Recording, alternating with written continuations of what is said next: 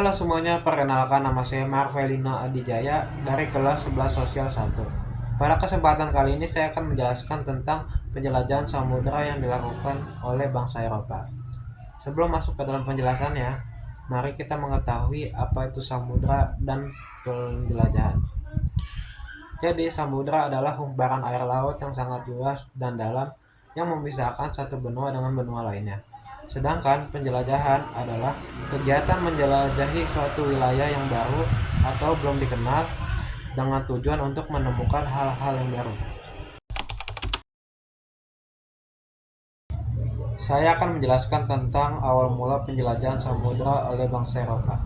Penjelajahan samudera yang dilakukan oleh bangsa Eropa dimulai pada akhir abad ke-15 sampai abad ke-16 dalam periode yang dikenal sebagai era penjelajahan atau Age of Exploration. Masa ini menjadi titik balik sejarah dunia karena bangsa-bangsa Eropa seperti Portugis, Spanyol, Inggris, Belanda, dan Prancis berlomba-lomba untuk menguasai jalur perdagangan, menemukan wilayah baru, dan memperluas.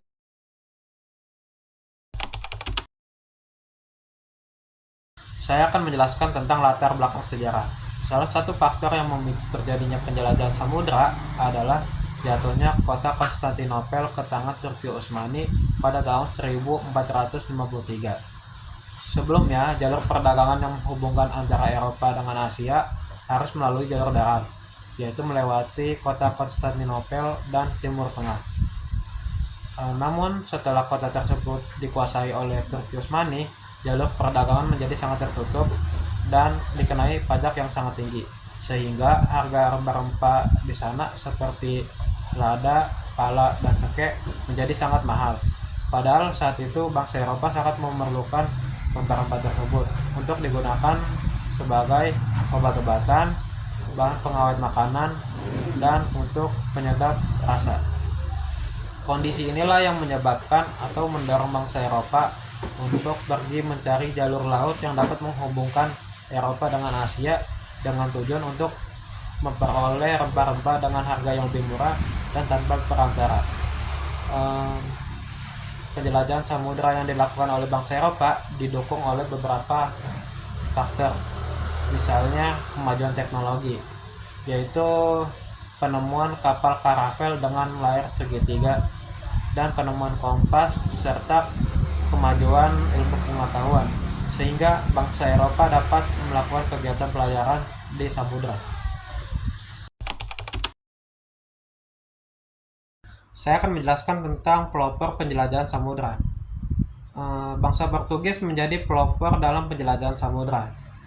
Di bawah pimpinan Pangeran Henry si Navigator, bangsa Portugis mengembangkan pusat pelatihan navigasi dan ilmu pelayaran. Ekspedisi mereka dimulai dengan menjelajahi pantai barat Afrika, dan pada tahun 1488 Bartolomeus Dias berhasil mencapai Tanjung Harapan di ujung selatan Afrika, membuktikan adanya jalan menuju Asia melalui jalur laut. Kemudian pada tahun 1498 Vasco da Gama berhasil mencapai India dengan melalui jalur laut, membuka pintu perdagangan rempah-rempah langsung dari Asia. Saya akan menjelaskan tentang perjanjian-perjanjian dalam penjelajahan samudera.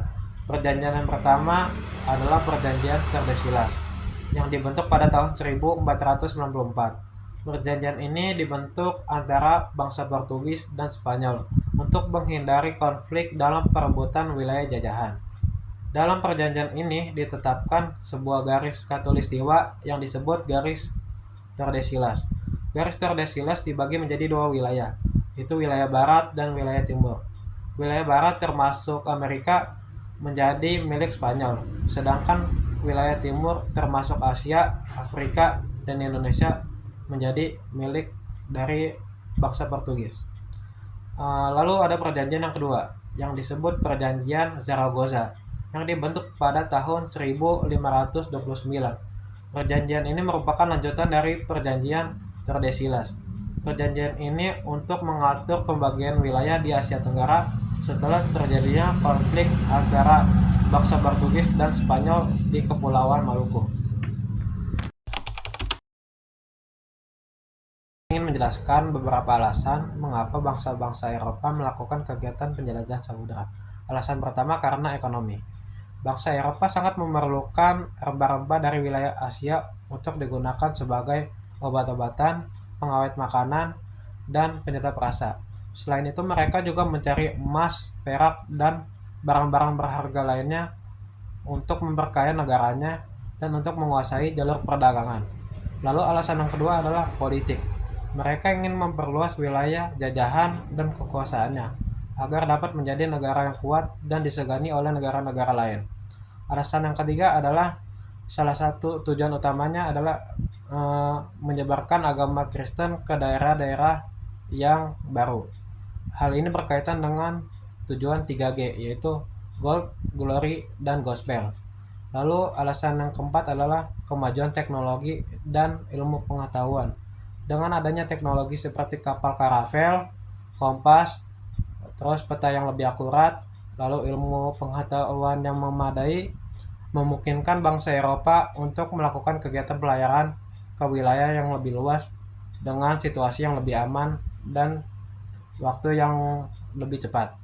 Lalu alasan yang kelima adalah petualangan dan rasa keingintahuan yang luas. Mereka ingin mencari tahu wilayah-wilayah baru yang belum dikenal sebelumnya. Kegiatan penjelajahan samudera yang dilakukan oleh bangsa Eropa memberikan dampak positif dan negatif bagi dunia. Dampak positifnya adalah terjadi pertukaran budaya, berkembangnya ilmu pengetahuan, dan terjadi perkembangan perdagangan internasional. Sedangkan dampak negatifnya adalah banyak negara-negara yang terkena jajahan oleh bangsa Eropa dan masyarakatnya kebanyakan terkena tindasnya juga. Sekian penjelasan dari saya. Terima kasih.